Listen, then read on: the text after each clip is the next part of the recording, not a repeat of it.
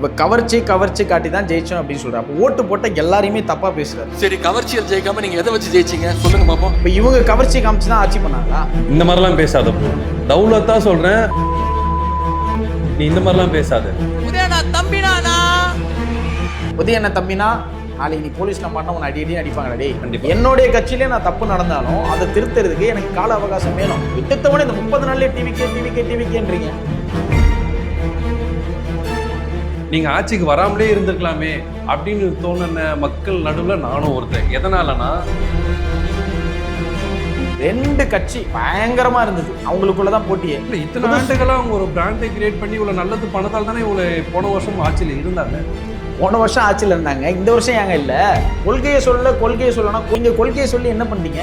ஆட்சி மாற்றம் என்றும் ஓகே, ஆனா அந்த தொகுதிக்கு நல்லது செய்தவருக்கு ஏன் அவருக்கு ஜெயிக்க வைக்கல? தொகுதிக்கு நீங்களா நல்லது பண்ணீங்க. ஓட்டு கேட்க வரும்போதே ஒரு அம்மா வந்து கிட்ட போறாங்க, அந்த அம்மாவே தள்ளி விட்டுட்டு அவர் தள்ளி விட்டீங்களா? அப்ப என்ன நடந்துச்சு? எனக்கு என்னன்னா, டிவி கேக்கு நிறைய சப்போர்ட் பண்ணி பேசுறதுனால நீங்க டிவி கேல முக்கிய பிரமுகரா இருக்கீங்களா?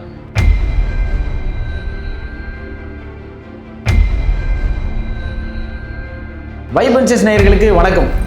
இன்னைக்கு நம்ம என்ன பேச போறோம் அப்படின்னா, நானா பேசக்கூடாது அப்படின்றதுக்காக எல்லா சேனல்லையுமே விஜே தான் வரவங்களை இன்ட்ரோ கொடுப்பாங்க. ஆனால் நம்ம ஒரு விஜேவுக்கே இன்ட்ரோ கொடுக்க போகிறோம். ஸோ நம்மளுடைய நியூ விஜே சுதாகர் அவர்கள், வெல்கம் ப்ரோ. வணக்கம் ப்ரோ. வணக்கம், எப்படி இருக்கீங்க? நல்லா இருக்கேன், நீங்கள் எப்படி இருக்கீங்க? சிறப்பாக இருக்கேன்.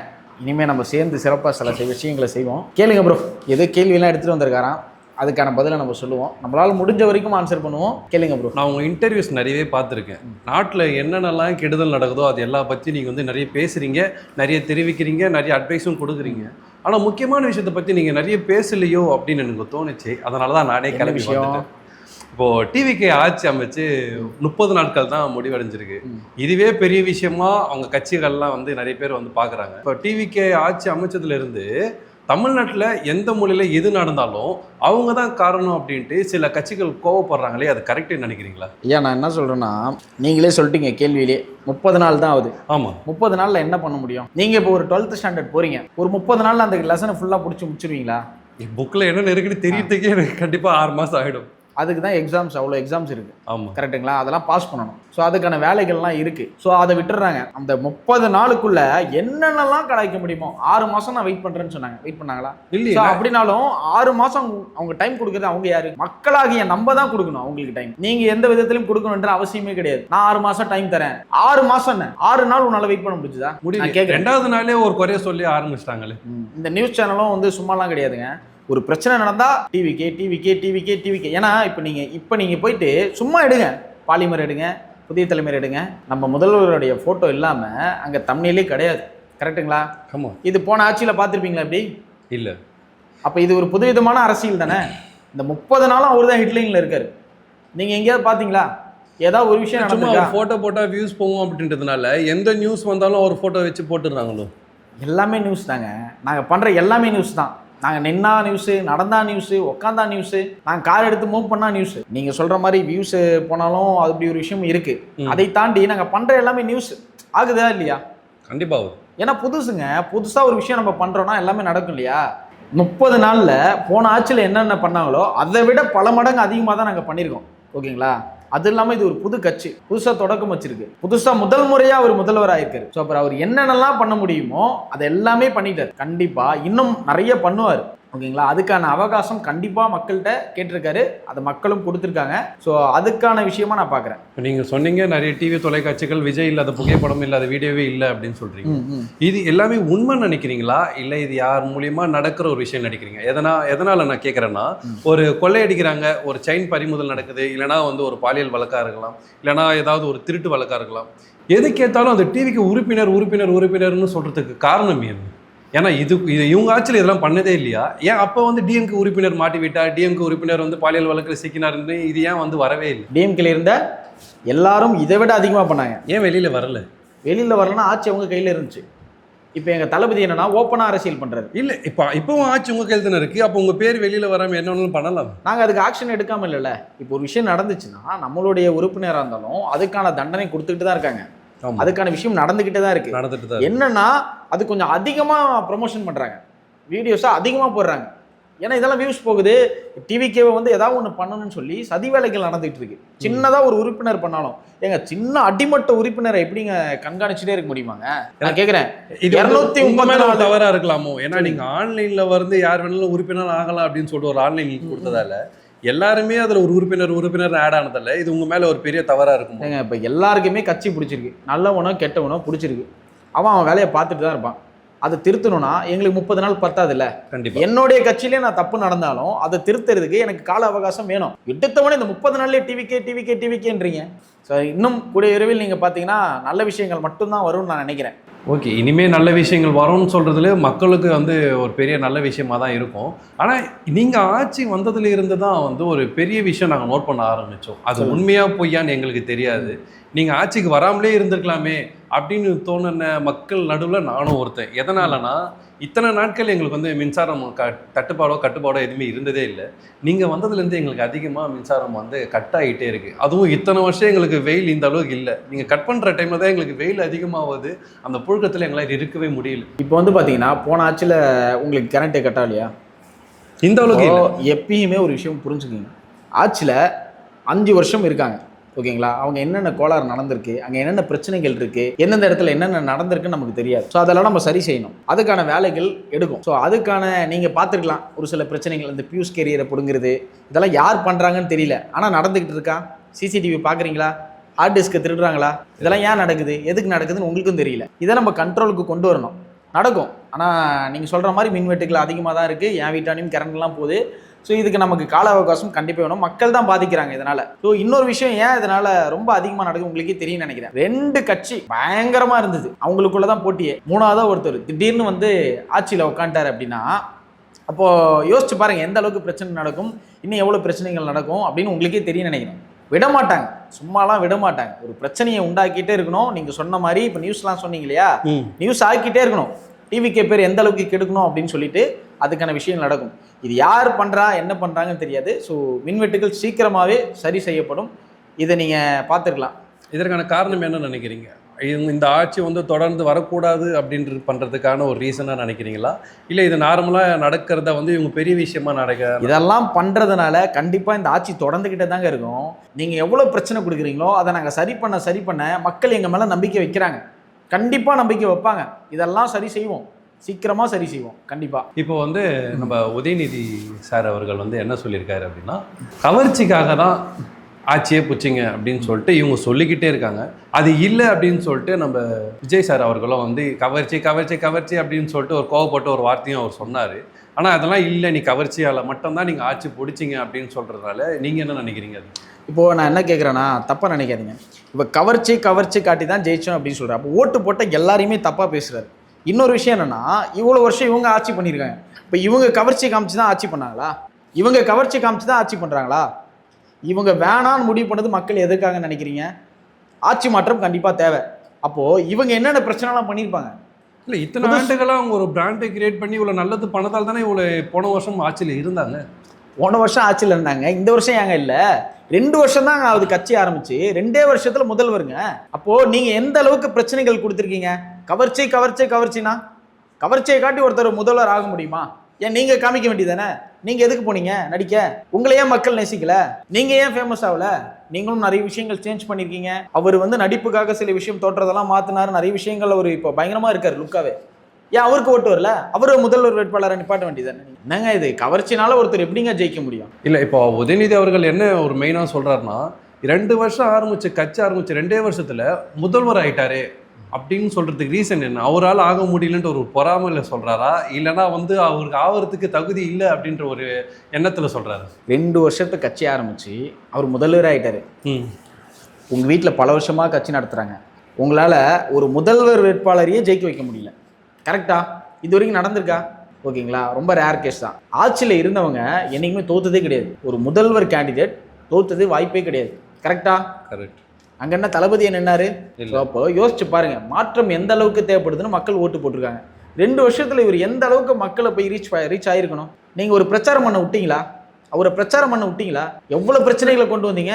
இது இவங்களே பண்ணாம இது உதயநிதி அவர்கள் ஒரு முக்கிய கேள்வியும் கேட்கிறாரு. தமிழகம் முழுதும் நீங்க போய் மக்களை பார்த்தீங்களா, கொள்கையை சொல்லி ஓட்டு கேட்டீங்களா அப்படின்னு. ஃபர்ஸ்ட் நான் என்ன கேட்குறேங்க, மக்களை பார்க்க விட்டீங்களாங்க? நீங்க மக்களை பார்க்கறதுக்கு எவ்வளோ பிரச்சனைகள் பண்ணீங்க. அந்த பிரச்சனையை வச்சு இன்ன வரைக்கும் அரசியல் பண்றீங்கல்ல. ஒரு உயிர் போயிருக்கு, அதை வச்சு அரசியல் பண்ணிட்டு இருக்கீங்களா இல்லையா? உங்களுடைய விஷயத்துல என்னைக்குமே நடந்ததே இல்லையா? எவ்வளோ பிரச்சனைகள் நடக்குதுங்க. கூட்டத்தில் என்னென்னமோ நடக்குது. காசு கொடுத்து கூப்பிட்றீங்க, இங்க மக்களா கூடுறாங்க, அதுக்கான சேஃப்டி கொடுக்கல, அதுக்கான பிரச்சனைகள் நடக்குது.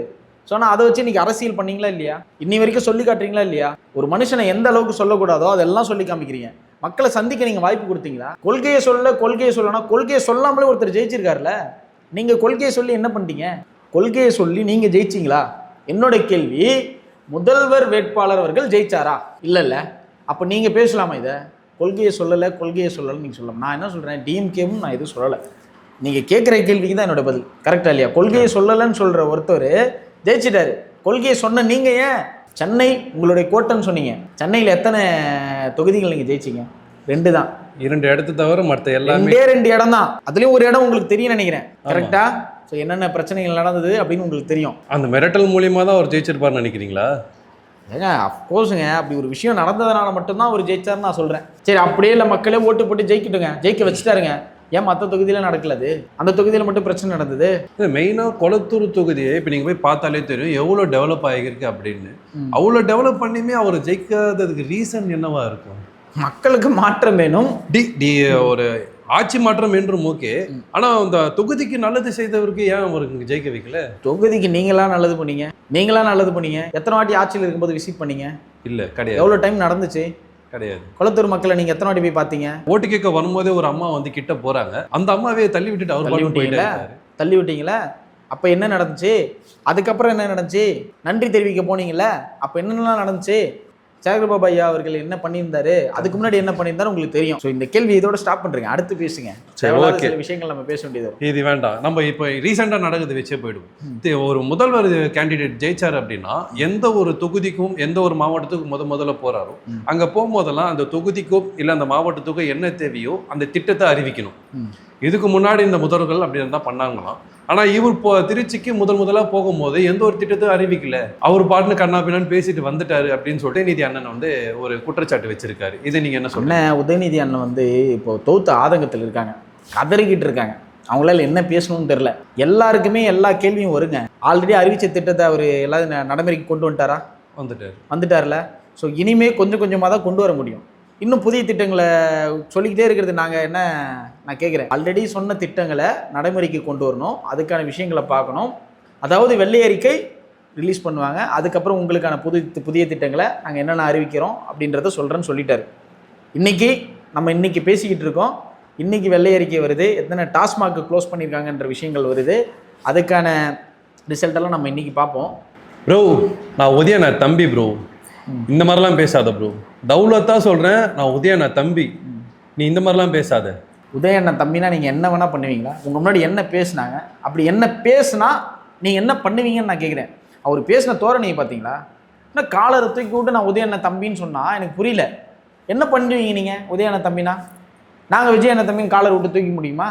யாருடைய தம்பியா இருந்தாலும் சட்டம் எல்லாருக்கும் ஒண்ணுதான். நீ உதயண்ணன் தம்பியாரு, விஜயண்ணன் தம்பியாரு, யார் தம்பியா வேணா இருங்க, எல்லாருக்கும் மரியாதை கொடுக்கணும். உதயண்ணன் தம்பின்னு கத்தி பேசுற, கையில ஒரு மைக்கு கிடைச்சிச்சுன்னா நீ கத்தி பேசுறது என்ன வேணா பண்ணலாமா? இதுல அந்த சர்க்கார் வேற இப்படி எனக்கு புரியவே இல்லை. அதுக்குமே உங்களுக்கு தளபதி தான் தேவைப்படுது.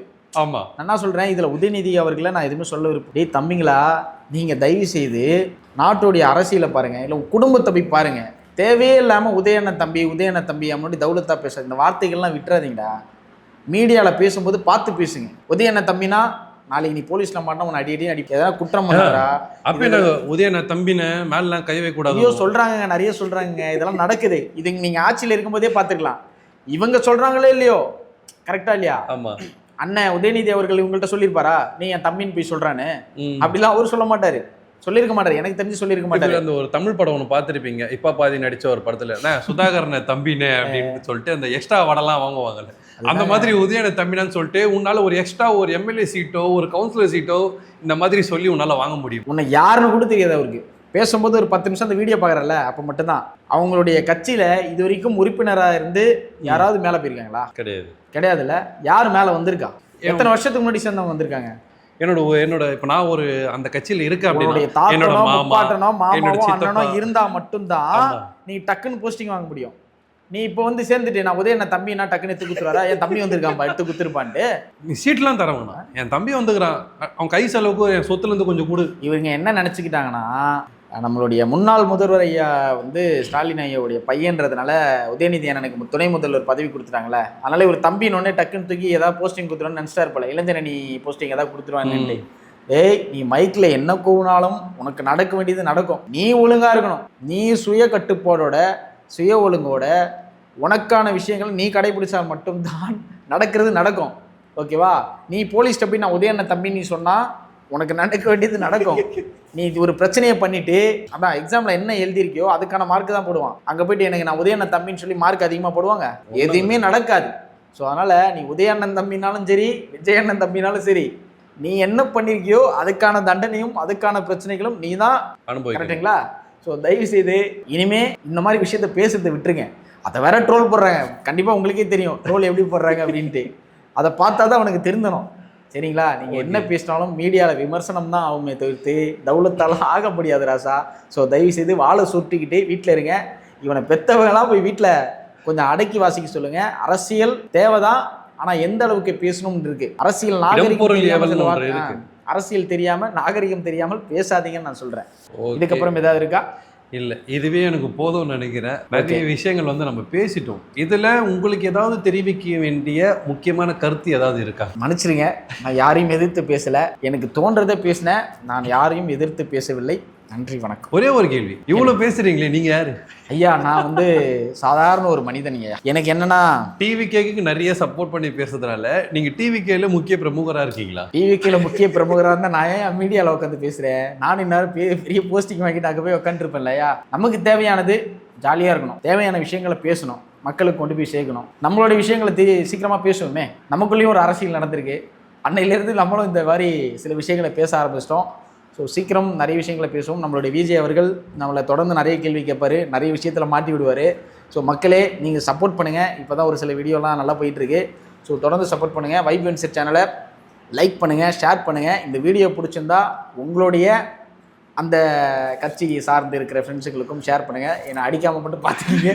நன்றி, வணக்கம். வணக்கம்.